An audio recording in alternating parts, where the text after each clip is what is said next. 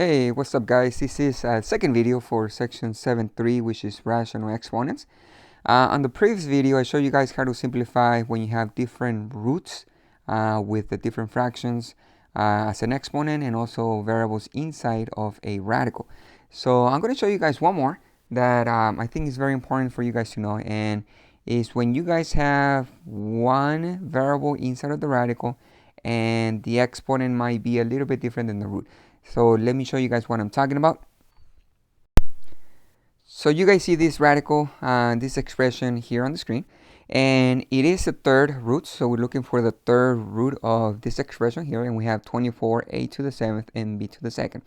Well, you guys will do the same thing as the previous video, where you guys break down the 24, the number, and I'm just going to do this right here. So we have 8 times 3. We know that 8 is 4 times 2 and 4 is 2 times 2. You guys will make groups of 3s in this case because we are looking for the third root. So I am going to look for those groups of 3s, and I can see I can have a group of 3 2's. So that number 2 is going to go outside of the radical. Now inside, we're going to have a number 3 because the 3 here doesn't have a group of 3's. And then we're going to look at the variables a to the 7th power and b squared. So first, let me write down the third root with the radical here. I'm going to put the number 2 outside, which is the group of 2's. We made 3 2's, so that's going to go outside. And then I'm going to start looking at the exponent of the variable. So the a has an exponent of 7. So I'm going to do the long division here. I'm going to divide 7 by 3. So 3 goes into 7 2 times. That's going to be 6. And the remainder is 1. So this number is how many a's you have inside of the radical, and this one tells you how many you guys have outside. So the a is going to have a squared because that's the number on top of the division here.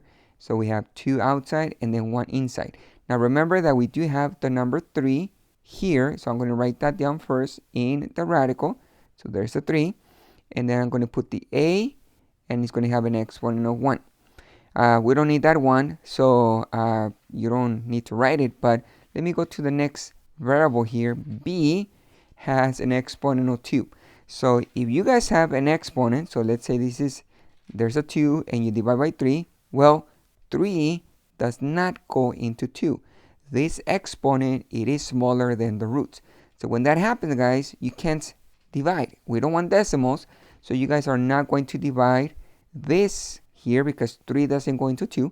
So what that means is you're going to keep the b squared inside of the radical. So here's another way to see it.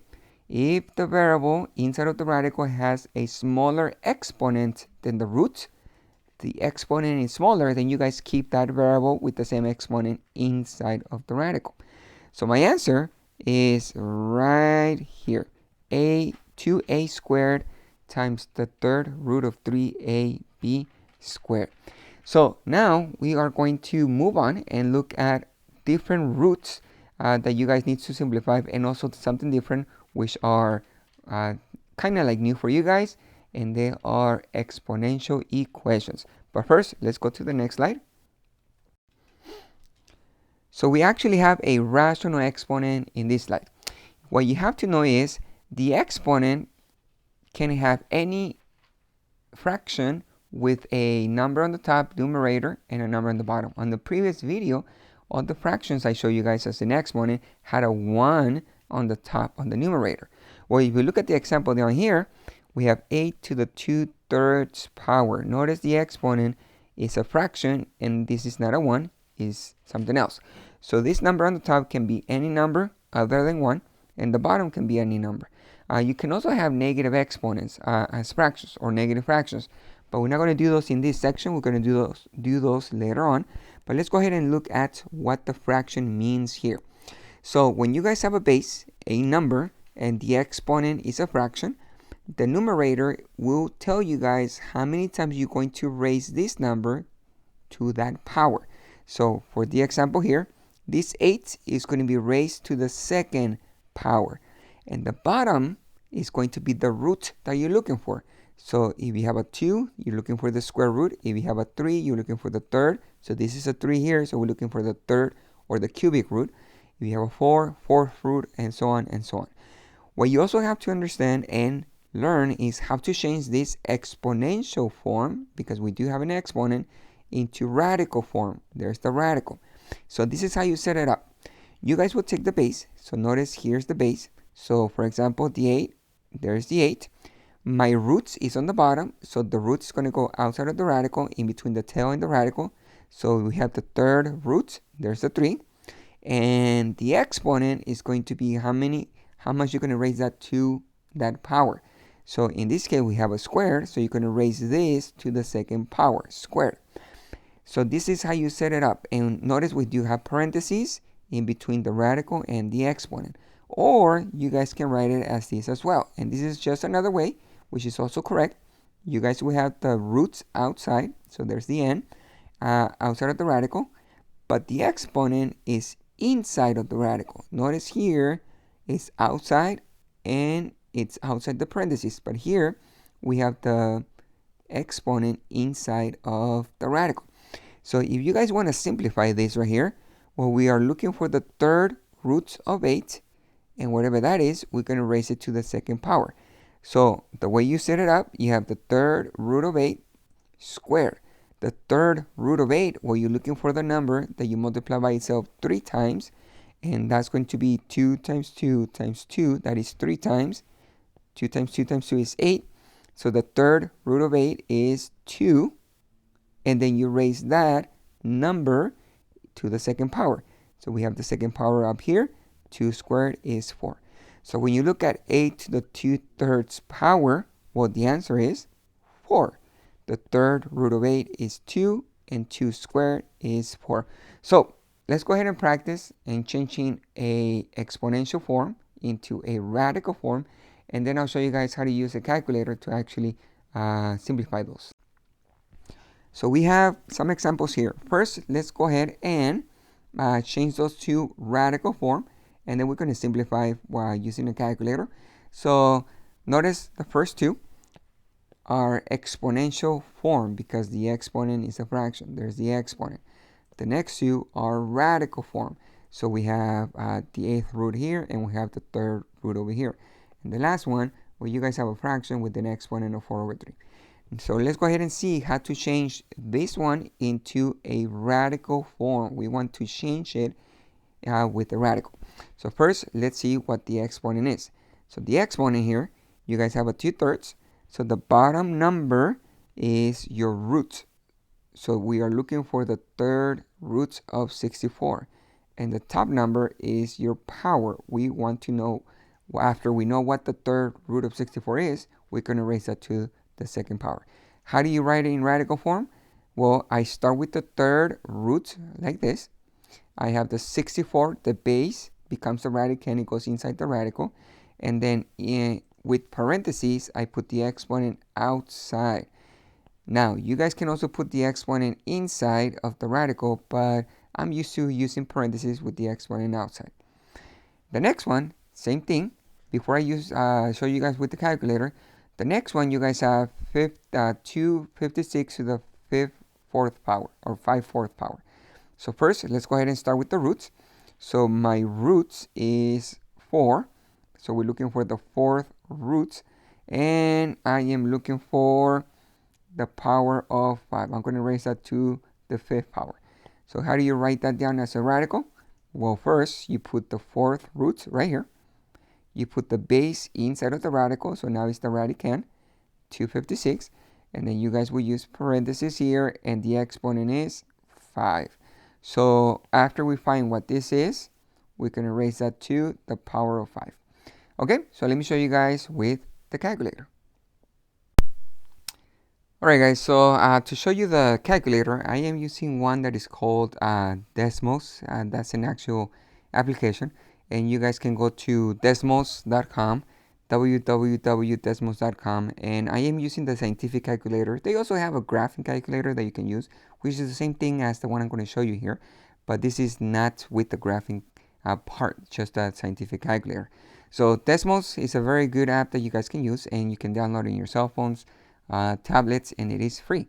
But let's go ahead and understand how to use the scientific calculator so you can simplify this expression here. And notice that these two look very different because one is exponential form, the other one is radical form. But I feel it's a lot easier to use this form, exponential form, in a scientific calculator. So you can put this in the calculator and it's going to give you guys the actual answer. So let's go ahead and see how to use that in the calculator. So first you have to know what your calculator looks like. And in this scientific calculator, I notice that I do have a square. I have a button for my exponent. We have a as a base and b as the exponent. I have a fraction, and we do have a fraction here, so I'm going to have to use this one. With the radicals, notice we do have a square root here, and we have the nth root right here. If we have the third root, this is what we use. Fourth root, this is what we use. So this very good idea that you always know how to use the calculator that you have, and every brand is different. There's a lot of brands out there, so just look at how to learn how to use the calculator. So let's go ahead and try it. I'm going to have 64, so I'm going to put it in the calculator, 64 here. I'm going to need a exponent, and I'm going to make my exponent a fraction, and I put 2 over 3, and decimals gives you the answer on the right side. So the answer is 16. So my answer for this one here is just 16. 64 to the 2/3 power is 16. When in reality, you're asking the third root of 64 squared. All right, let's try another one. And the next one is the number different. We have 256 to the 5/4 power. So once again, I'm just going to use the calculator here. 256. Let me clear everything here. 256. We have the exponent and make that a fraction, 5/4. And your answer is 1024. 1024. All right, so let me put the calculator on the side here. But we are going to continue here. And the next two, we want to change those into exponential form. So what that means is you want to have an exponent as a fraction. So we need to understand what we have. We have the 8th root here. We have the exponent of 3, and the base, or the radicand, is 256. So the way you guys will write it is you start with the radicand, which is going to become your base, 256. I have my fraction here, and my root is 8, so that's going to go on the bottom of the fraction. And let me just put root here. And my exponent is 3, because that's inside of the radical as an exponent. So the power is 3. So using the calculator, you can simplify this right here. And I'm just going to use scientific calculator again. And the answer is 8. I already did it in the actual calculator. So my answer is 8 for this one here. And just notice how I put it in the calculator, just like you see it in exponential form, 256 to the 3/8 power. So let's try this one here. You guys have the third roots, and your radicand is 125. So you put the 125 here. My fraction will be the exponent. My root is the 3 right here. And my exponent is 4, which is right here. And then you guys do that in the calculator, and you guys find the answer. Now this is, before I tell you guys what the answer is, this right here is your exponential form, and this one up here is called your radical form, because you do have a radical. But let's find out what the answer is. And the answer is 625.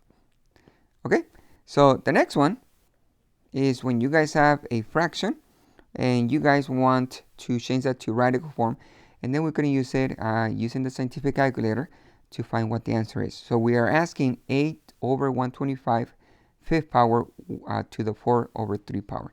So my radical form, first of all, remember we start with the radical. The denominator is going to be your roots, so that's going to go outside of the radical. I'm going to write the fraction inside of the radical, so 8 over 125. And my exponents will be 4. So I'm going to put 4. So from exponential form, we went to radical form. And using the calculator again, notice that I have my expression here inside parentheses. Every time you guys do see parentheses in your expression, make sure you guys use those in the calculator. So we have 8 over 125, and the exponent is 4 over 3. Now, this scientific calculator gives you a decimal form, but you guys need to convert that into a fraction. So this expression here is a decimal. We're going to change that to a fraction form. If your teacher asks you guys for decimals, well, you guys are fine. You guys can use the decimals. But usually, when we find radical or square roots, we leave that as fractions. So this expression right here as a fraction is 16 over 625. So we have the fraction here.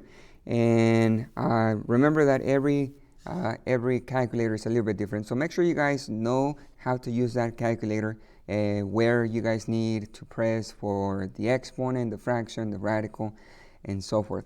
If you guys want to use a square root or the cube root, usually your scientific calculators that you have two different buttons, one for the regular square root and another one for a different root. So make sure you guys look into that. So let's go ahead and look at the next concept. The next concept is right here. You guys do have to solve exponential equations. So notice what I have here. I do have an equality, the property of equality that is called the power property. And when you guys have an x as an exponent, so look at this expression here. You guys do have x as an exponent, your base is 5. We can use this property to solve for x. So let me explain what it is. If you guys have an expression 5 to the x power, so the x is an exponent, equals 5 to the third power.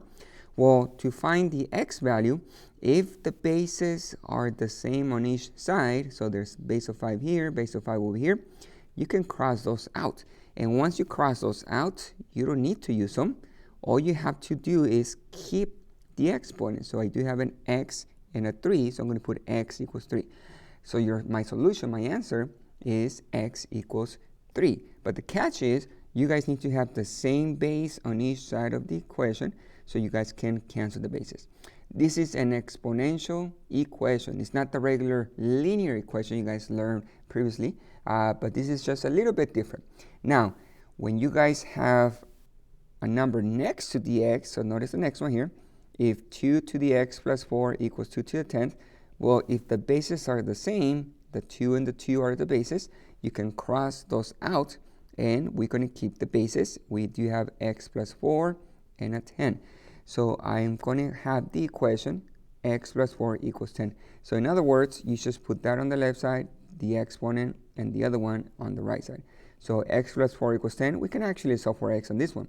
And this is going back to a linear equation, the regular one you guys learned at the beginning of the class, of the school year. You guys do the opposite, you add, subtract, you divide, or maybe you multiply.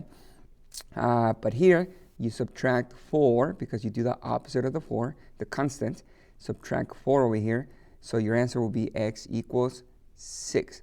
But the idea for today, when you have an exponential equation, you guys need to have the same base on each side. How do I know it's an exponential equation? Look at the x. The x is an exponent right here. Okay, 2 to the x power. Do not get confused. This is not 2x plus 4. The x is an actual exponent. So the way you have to look at it is 2 to the x plus 4. So notice the difference. This one is 2x. You're just multiplying 2 times x. But this one you have 2 with the exponent of x plus 4. So don't get confused with those two expressions. We do have an exponential equation. So let's try a few examples here. And notice the examples, they do not have the same base on each side. So what I mean is you have a base of 6 over here, 216 over here, so they're not the same number. At base of 3 here, there's the x as an exponent. 27 is not the same number. 8, 512, and 4, 1024 are not the same base. They're not the same number. So when that happens, we can still use the property I showed you guys, but we need to change the numbers so we can have the same base. So let's look at the first one here. When you guys have a base, in this case is 6, let me bring down the equal sign here. Well, you guys will keep that base. There's the base of 6. and there's the x. But on this side right here, I need to convert or represent that number 216 with the base of 6 and an exponent that is the same value. What do I mean? What I mean is 6 to what power is going to be 216. And this is where you guys use a calculator. You try to find out an exponent. You try 6 squared, well, that's 36. And then you try 6 to the third power. And let's find out what that is. And that is 216, 6 to the third power. And once again, guys, you use the calculator to check. So I'm going to put a 3 right here. 6 to the third power is 216. So now look at the bases. They're equal. So once they're equal, you can cross the bases out. And you keep the exponents. You bring down the x equals, and you bring down the 3. X is by itself, so we don't have to solve for, it's already solved for x. So my answer is x equals 3. That's how you solve. The next one, same thing. You guys have a base of 3, so I'm going to make this one a base of 3 with some exponent. So let me bring down the 3 first here. There's the exponent of x. And right here, 27. Well, I know 3 to the third power is 27. That's how I know that 3 to the third, 3 times 3 times 3 is 27. And once the bases are equal, we'll cross those out. They're gone. So you bring down the x equals, and you bring down the 3. So my answer again is x equals 3. Don't think that it's always 3. This is just how it works. But you guys can have any number, x equals 5, x equals 2. You just have to look for that base on each side to be the same so you can cancel. Now let's try the next one here. So next one, I do have a base of 8. So I'm going to keep my base of 8 here. There's the exponent of 3x, so x is an exponent. And I need to change that number, 512. So I need a base of 8 to some power that gives me 512. So I'm going to check with the calculator. 8 squared is 64. Nope. 8 cubed. So let me try that. In the calculator, yep, it is 512. So 8 cubed is 512. So you try to look for that exponent that's going to equal the number that you guys have at the beginning of the equation. Once you guys have the same basis, cross those out. You bring down the 3x. Notice x is not by itself. It has a 3 next to it. And then you bring down the 3 on the other side. This 3, you bring it down. And this 3x, you bring it down. So now you guys are going to solve. So to solve for x, you divide by 3. And this is going back to a regular linear equation. You just want x by itself. So you do the opposite. And you divide here. So this turns into 1. And we have the x equals 3 divided by 3 is 1. So my answer, x equals 1. Now the last one, you guys have a bigger number. And notice the x has more things next to it. So 4 to the 2x plus 1. So we have a 2 and a 1 here. And then we have 1024. So first, let's keep the base. So there's the base of 4. I'm going to keep my exponent 2x plus 1 here. And on the other side, right here, I need to change that to base of 4 to some power that gives me 1024. So let's check with the calculator. I check 4 squared. Nope, that's 16. 4 cubed, that's 64. And I found out 4 to the 5th power is 1024. Using a scientific calculator, you just put 4 to the 5th power and it gives you 1024. So 1024 is represented as an exponential form, 4 to the 5th power. Now that we have the same basis, once again, the 4 is the base, the 4 is the base, you can cross those out. So they're gone, and you guys bring down the exponent. So we have a 2x plus 1 here equals a 5 over here. Now you start solving like a regular linear equation. Subtract 1 from both sides. That's gone. So we have 2x equals 4. You guys divide by 2 on each side. This turns into 1. So x equals, and let me just move this up so you guys can see, 2. So my answer for this one, x equals 2. All right, guys, this concludes my video, my second video for section 7.3. Make sure you guys check out the first part. Also, make sure you guys practice and I'll see you guys later.